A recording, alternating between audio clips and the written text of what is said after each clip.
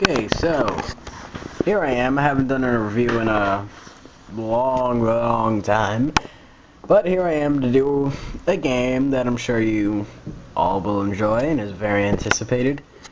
So, here we go. Do you guys want to see this?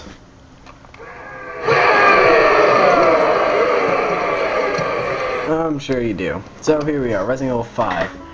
Basic story is that Chris Redfield, along with Chef Alamar, go to Kijuju in Africa, and they're trying to stop the biohazard of a new virus, which is very similar in comparison to the old virus, Las Plagas, that was in Resident Evil 4.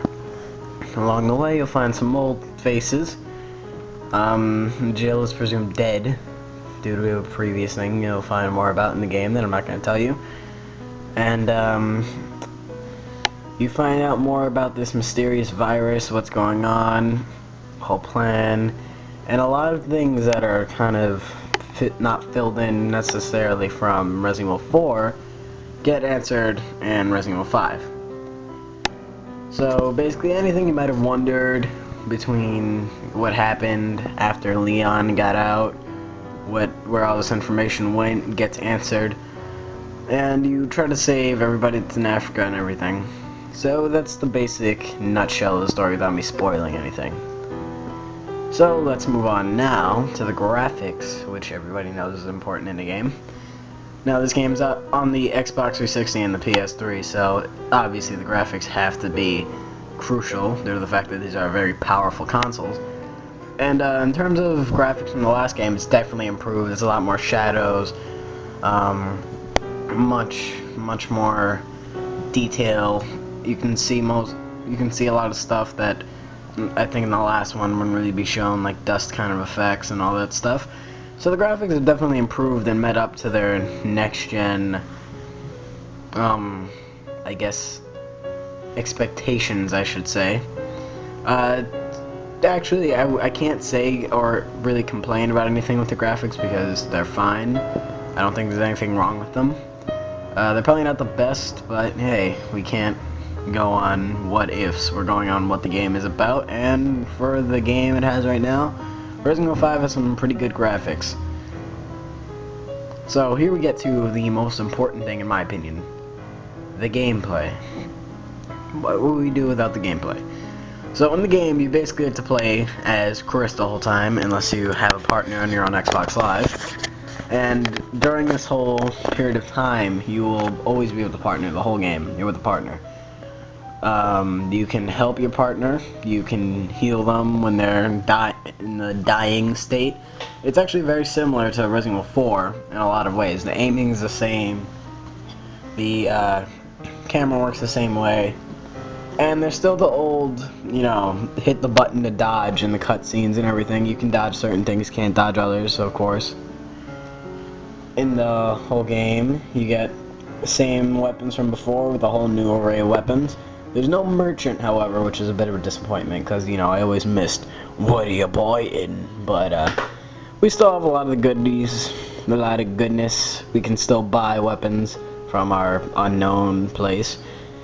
And overall, the gameplay is definitely no complaints. The game works fine. The controls are solid. I've never really had a problem or a glitch with the controls. Everything works out very well. And the AI for the partner is actually really intelligent. Though you will find a challenge at some points in the game because as it gets harder, your AI can't help you all the time. It's also the Xbox Live connection works really well. If you have a good solid connection going on, your partners shouldn't have that much lag going on, and everything works very, very well and almost flawlessly. Everything kind of blends together just like Resident Evil 4. And then here's the soundtrack. Now, the soundtrack in the game doesn't have anything amazingly memorable. The only game I really think that had anything crazy might have been Resident Evil 3 and Resident Evil 1. Due to Moonlight Sonata being in there, and then Resident Evil 3 with Nemesis chasing you. But overall, the soundtrack does add to the game. I mean, there's this, the suspenseful scene where you're running and everything. There's the themes for the characters, and oh god, this enemy is coming after me to kill me right now. And the soundtrack definitely works well with the game. The game's not as scary as the previous, games, but definitely works well for the way it's made. And here's your official spoiler alert, as I'm going to mention something, so skip the next 25 seconds, and skip this whole part if you don't want to spoil it. So, here we go. I'm going to fill in one thing, is that the person you're going to find the antagonist during this game is going to be Albert Wesker. Wesker is definitely going to be somebody you're going to have to fight during the game, somebody who's important to the storyline. I'm not going to say exactly how, because I'm not going to spoil everything. Overall, the game works flawlessly on its own. The graphics are solid, the gameplay's fine.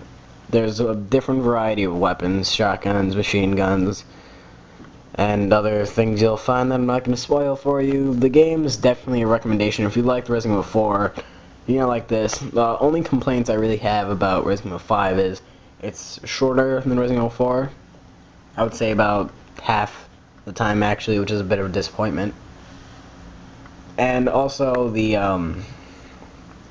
kind of a lack of new guns, because although you get different types of shotguns and handguns and machine guns, you don't really get too much other things. Everything else is mostly stuff we've seen in the previous games, so it's something special, nothing that we haven't seen before.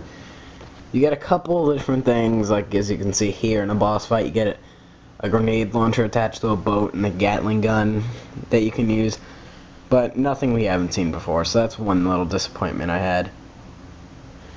But overall, the game works fine. Graphics are good, the gameplay is good, the music blends together well, and also the story is actually really compelling. I usually like the Resident Evil stories, and this one doesn't fail and definitely keeps up with its predecessors. There's nothing I can really say else that's wrong about the game besides its short length and the fact that it's just nothing too new.